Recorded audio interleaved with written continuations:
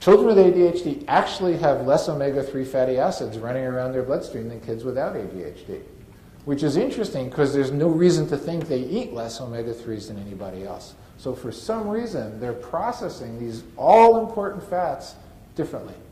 So we don't know what's going on. They're eating the same amount of omega-3 fatty acids. They have less in their blood. So somehow, kids with ADHD, kids with these kind of symptoms must be metabolizing these differently. And we don't know what that's about. We really don't. We do know there's a number of studies that we've done about giving omega-3s to kids with ADHD.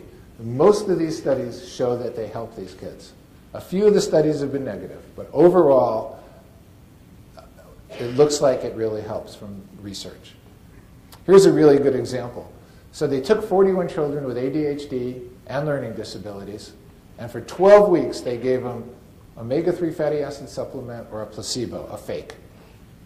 After 12 weeks, children in the ADHD group and the treatment group had significant improvement in their ADHD scores compared to if they got the placebo. I find it really important to check three things when I see a kid with ADHD. I do lab work. I check their ferritin level.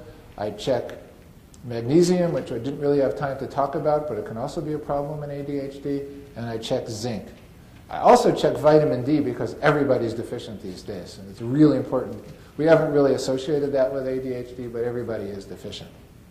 This is just a really interesting herbal combination, valerian lemon balm. They did a study in Europe, and this herb really calmed down hyperactive kids.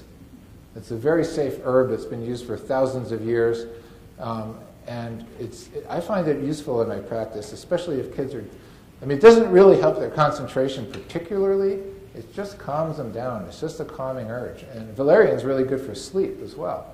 So if you have that ADHD kid who just can't wind down at night, you can give them valerian lemon balm combination, mellow them out, help them get to sleep.